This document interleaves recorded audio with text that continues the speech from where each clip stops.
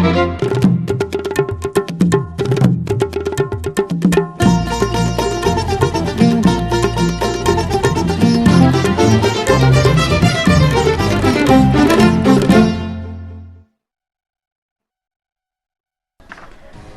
evening. Welcome to the National News Broadcast. I'm Kasuni Balachandra. And I am Tilina Udayaratna. First off, we take a look at tonight's top stories. Large-scale development projects initiated during this year have achieved positive progress amidst many obstacles, the government says. The Sri Lankan government shows displeasure on the resolution adopted by the European Parliament. The importation of vehicles for parliamentarians has been revoked. The COVID-19 vaccine inoculated for 2.93 million. No spillage of burnt oil occurred from the fire-stricken ship. Steps taken to further tighten the curbs enforced to control the COVID-19 outbreak in Russia. And on your top local story this evening, Minister Dr. Kehelia Ramukwella says that large-scale development projects initiated during this year by the government have achieved a positive progress amidst many challenges and obstacles. The minister made these remarks during a media briefing held at the Department of Government Information today to announce the cabinet decisions. Minister Dr. Kehelia Ramukwella said that the government has been able to achieve a justifiable and positive progress in large-scale development projects worth billions of rupees encompassing various sectors including tourism, apparel and tea in the first quarter of 2021 amidst many challenges and obstacles. The government has initiated 284 development projects with each being estimated at more than 1 billion rupees. Accordingly, the government has been able to achieve a 70 to 80% progress in these development projects. He added that ministries have allocated 692.5 billion rupees for the year 2021. 53 out of large-scale projects have been concentrated under the government initiatives of Drinking Water for All and the 1 million kilometers water supply development initiative have achieved 30 to 33% progress. These projects have been carried out under many challenges. The minister further said that the relevant proposals for the projects were presented to the Cabinet of Ministers by the Prime Minister. The government has planned to upgrade one selected hospital in each district across the country to provide facilities including medical treatment, theatres and laboratories existing at the Sri Lanka National Hospital. Accordingly, the district-based hospitals of Matale, Navalapitiya, Ambilipitiya, Gampaha, Avissavella, Mannar, Vaunia, Kilinochchi and Mulathiv, governed by the Provincial Council at present, will be taken under the purview of the Ministry of Health. The intention of this initiative is to enhance the quality of service supply, equality and the efficiency as well as easy performance of administrative activities of these hospitals. The relevant proposal was presented to the Cabinet of Ministers by the Minister of Health. A mechanism has been introduced to purchase apparel product required for state institutions from local producers on provincial level. Batik, handloom and domestic apparel product will be purchased from local producers of the respective area. The proposal presented by the Minister of Industries based on the recommendation of the State Minister for Batik, handloom and local apparel product was approved by the Cabinet of Ministers. The trade movement between Sri Lanka and Bangladesh lies at a minimum level, though special provisions and accords are shared by both nations.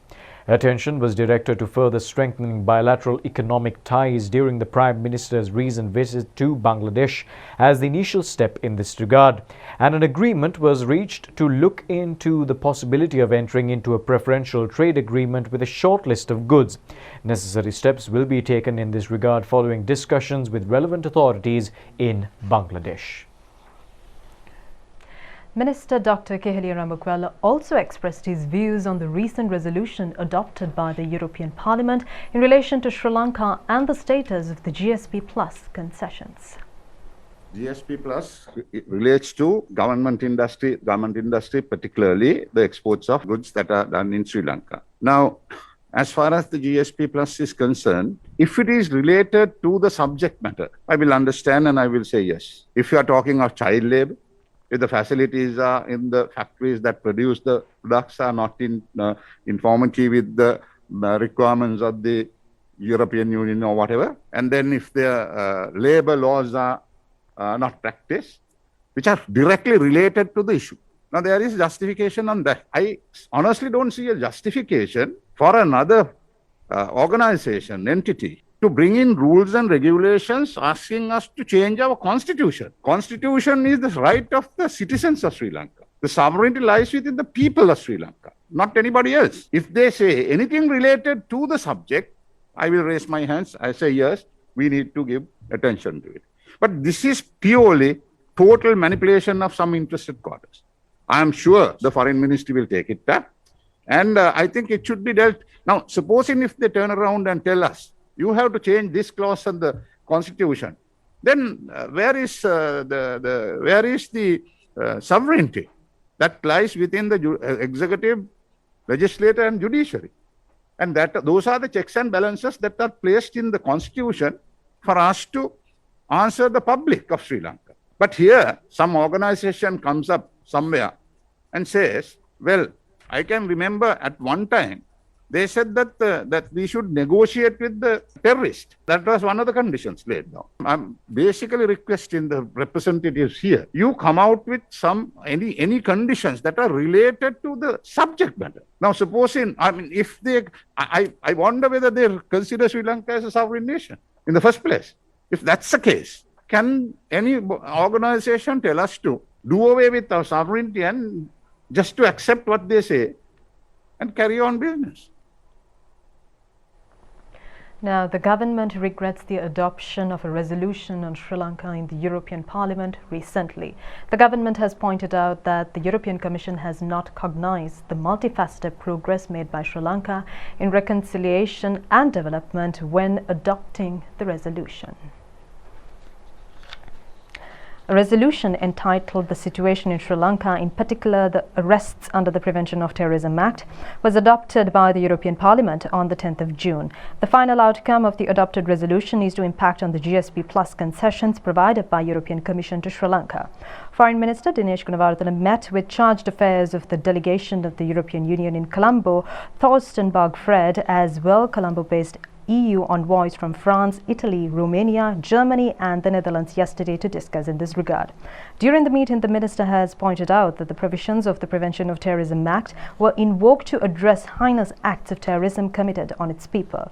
He also recalled that the Easter Sunday attacks of 2019 resulted in significant loss of life, including of several EU nationals. The minister pointed out that the government has achieved a significant progress with the measures undertaken to address issues of accountability and to achieve continued progress in reconciliation. He said that Sri Lanka continues to face challenges in spite of consistent and concerted efforts by the government to safeguard its entire population against the pandemic and to provide equitable access to vaccines. Sri Lanka's labour rights, including health and safety conditions, are in compliance with ILO standards, and the country's high labour standards maintained in production have led to better quality products and high value-added exports.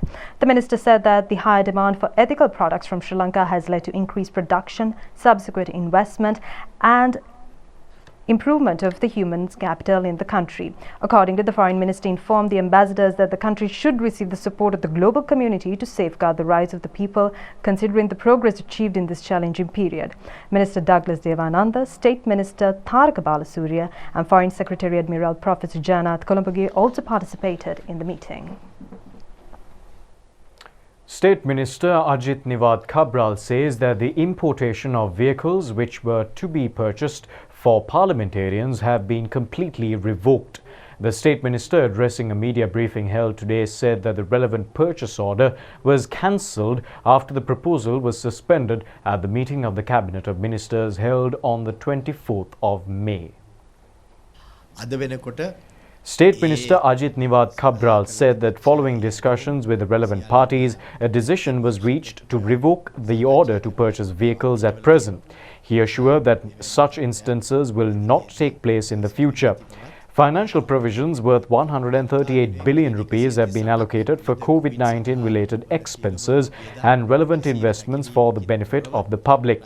The government has further allocated a sum of approximately 30 billion rupees for the program to distribute the 5,000 rupee allowance across the country. 3,900 billion rupees worth debt and loan facilities have been extended for a period of 1 year.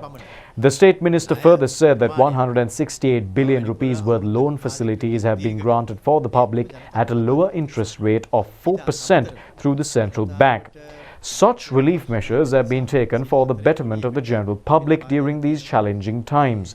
He confirmed that the stance of the government led by the President, the Prime Minister and the Cabinet of Ministers is to extend such relief measures for the public than providing concessionary facilities for MPs. Prime Minister Mahinda Rajapaksa says that Sri Lanka was able to stand before the world as a non-aligned nation with the support of the Chinese Communist Party and the leftist movement. The Prime Minister made these remarks while addressing the 100th anniversary of the Chinese Communist Party. The Prime Minister addressed the anniversary ceremony from the temple trees today via video conferencing technology. The Prime Minister said that the Chinese Communist Party will extend their assistance to Sri Lanka at every occasion due to the historic friendship shared by both nations. Prime Minister Mahinda Rajapaksa said that both the nations have historic similarities as well as a powerful friendship. The Premier said that China as a dominant power has extended many assistance to Sri Lanka to safeguard its sovereignty. He said that China has always supported to uplift the country economically. He said that the nation will never forget the support extended by China to safeguard the sovereignty of Sri Lanka at the United Nations Human Rights Council session. The Prime Minister said that he always referred China as Sri Lanka's historic friend. Accordingly, he said that he would declare China to be Sri Lanka's closest friend, considering the historic evidence. He said that both the nations were connected through Buddhism. He further said that the Chinese Communist Party became a pillar of support in establishing bilateral relations following independence.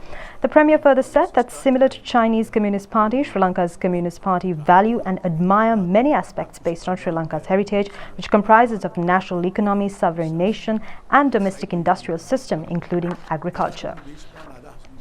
The Prime Minister said that the youth in the present day Cyber bear different political ideologies compared to the past. However, he said that the progressive political movements, including Communist Party and other leftist organizations, and their struggles considerably attributed to all the rights experienced by the present generations. He said that the Communist Party always represented equality within a changing world.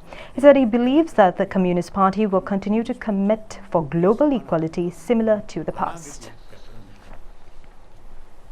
Now, in news concerning the COVID-19 situation here in Sri Lanka, the immunization program has been successfully carried out in many districts at present. Accordingly, 99,742 vaccine doses were administered yesterday. The second dose of the Covishield vaccine was administered to 263 persons yesterday. The first dose of the Sinopharm vaccine was administered to 31,440 and the second dose has been administered to 1,576 people. A total of 2,930,212 have received their doses for the vaccines under the COVID-19 immunization program thus far. 6,000 employees attached to the Tulhiriya investment zone received the Sinopharm vaccine today. State Minister Kanaka Herath, Governor of the Sabaragamuwa Province Tikiri Kobbakaduwa and Parliamentarian Udayakantha Gunathilaka were present on this occasion.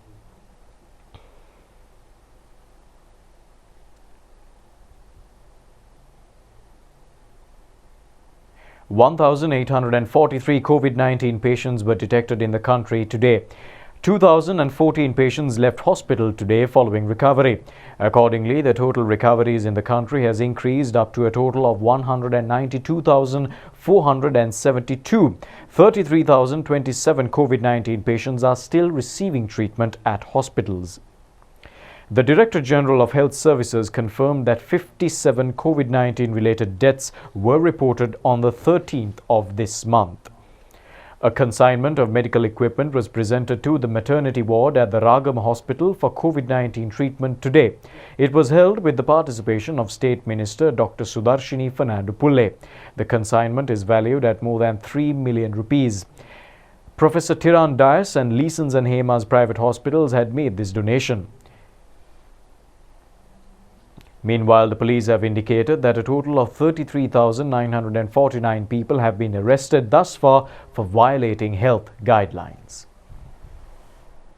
Deputy Director General of Health Services Dr. Hemant Herat said that although there have been a gradual reduction of new coronavirus cases being reported in the country, it is important to continue travel restrictions further in order to control the prevailing situation in the country.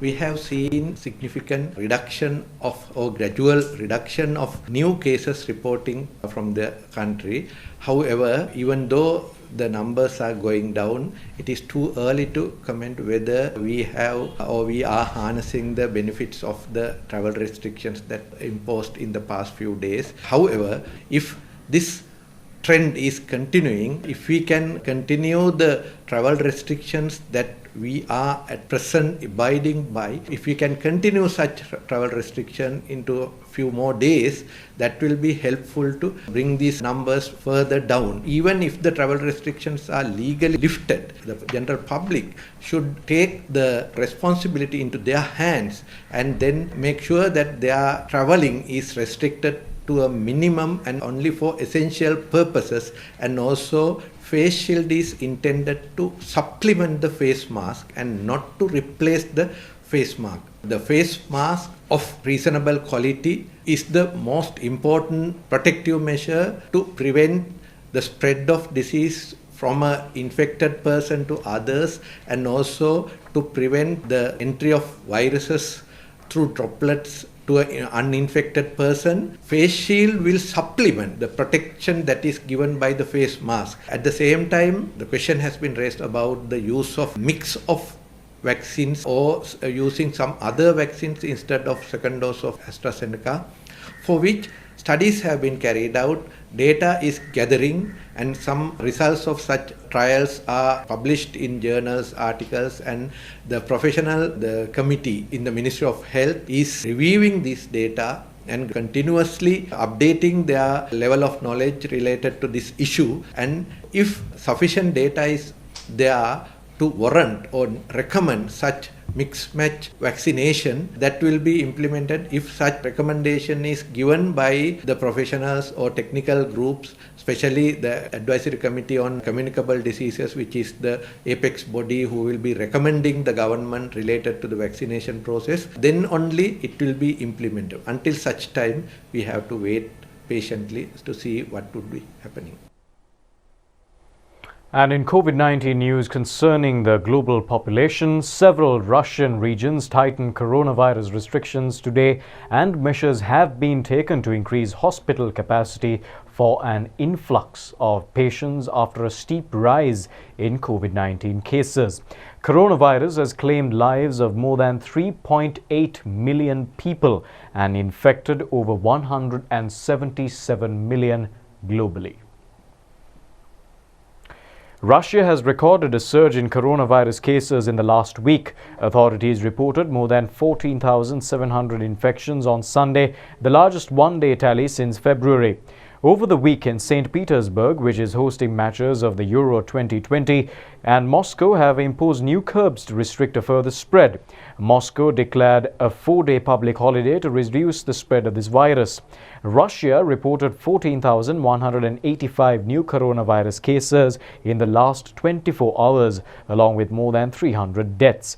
Experts have pointed to Russia's decision to lift lockdown measures last summer and its slow pace of vaccinations as the likely reasons behind the surge.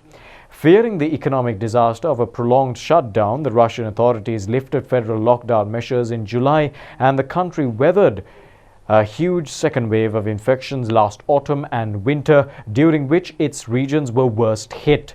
The local government in the far eastern region of Primorye has taken measures to open 2 hospitals in 2 main cities in the coming days, and the region of Beresia in eastern Siberia has indicated the need for more intensive care beds after a rise in the cases this month.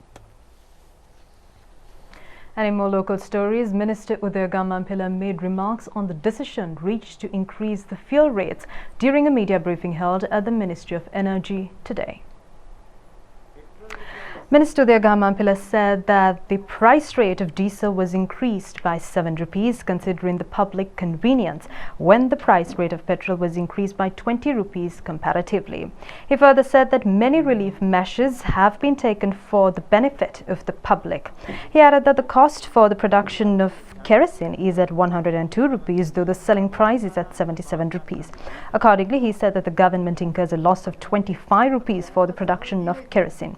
He also said that the Ceylon Electricity Board has been able to provide electricity for its consumership at such lower rates today, since the Petroleum Corporation provide a litre of diesel at a rate of 70 rupees, though the production rate is at 111 rupees. He said that the Petroleum Corporation also provide burnt oil at a price of 70 rupees for CEB though the rate is at 105 rupees. He added that if the government has not taken such decisions to provide fuel at lower rates, the consumers will not be able to receive electricity at the existing prices.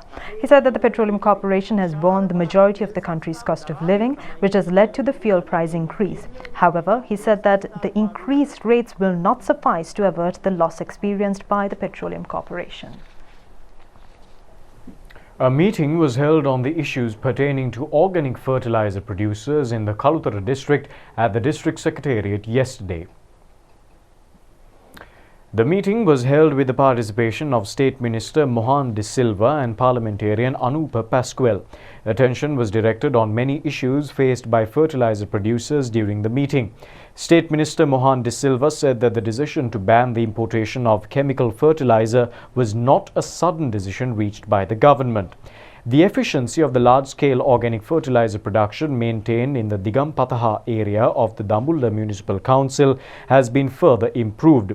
Accordingly, the Mayor of the Dambulla Municipal Council, Jalia Opatha, requested to deliver the degradable waste discarded from any part of the country to the Dambulla Municipal Council. The Mayor further said that the organic fertilizer production complex of the Dambulla Municipal Council receives degradable waste from 9 local government bodies at present. A program on organic fertilizer production was held at the Kudabibila Meegasara area yesterday. It was organized by the Meegasara Agrarian Services Center.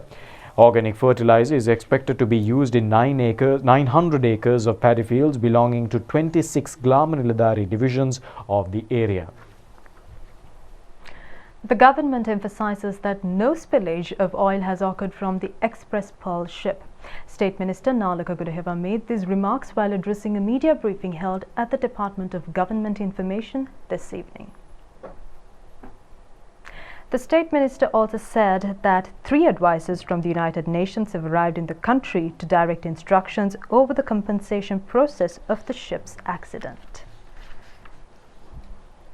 What we did was we formed a committee as soon as this incident occurred, combining a couple of ministries, which includes the Foreign Ministry, Fisheries Ministry, Environmental Ministry, Coast Conservation Ministry, and Justice Ministry, and also the Sports Ministry. These ministers got together and formed a committee with the officials also. There we understood, through the discussion we understood, the expertise that we have within the country is not sufficient to accurately calculate the damage, because Sri Lanka hasn't experienced this before to this extent. So what we did was, through the Foreign Ministry, we wrote to the United Nations and seeking their assistance. There are agencies which are actually working on the coastal issues. So they have now written to the Foreign Ministry saying that they can send 3 experts, but they also have said that is not enough. They will cover the full gamut and get back to us in due course. However, because of this monsoon season, the salvagers are not advising that. They want to wait till the sea settles. So that is what is delaying the process. However, the company has appointed a specialized caretaker company to overlook the wreck at the moment. And not only that, we too have our ships surrounding that. So we are waiting for the right time. And what we can do is, as a regulator, MIPA can give directives, but we can't push them to do something that they cannot do until the right time comes, because then we have to take the responsibility. But our directive has been remove the wreck as fast as possible. It's a fact that we are not fully equipped to handle a disaster on our own. We depend a lot on the neighboring countries for assistance. There were plans, there were expectations, there were requests, but probably because of our economic conditions or whatever, not the full thing has been made available.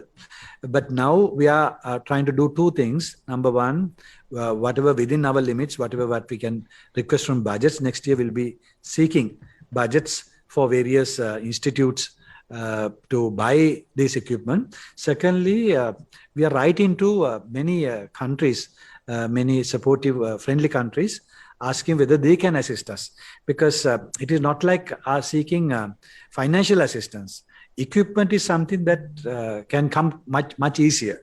Most countries are willing to support, and already to the foreign ministry, several countries have written on their own, and offered support. So we'll see how that will work out. We have appointed from our end an expert panel which comprises of covering all the areas, starting from fisheries, tourism, biodiversity, seabirds, seabed, and then likewise covering many disciplines within the environment, and also the covering economic losses to the country. So we have appointed an expert panel locally, headed by two eminent professors from one is from Moratuwa University, and other professors from the Sri Javadhanpura University. And we have also a lot of eminent professors, plus there are many other institutions are involved in doing this damage calculation.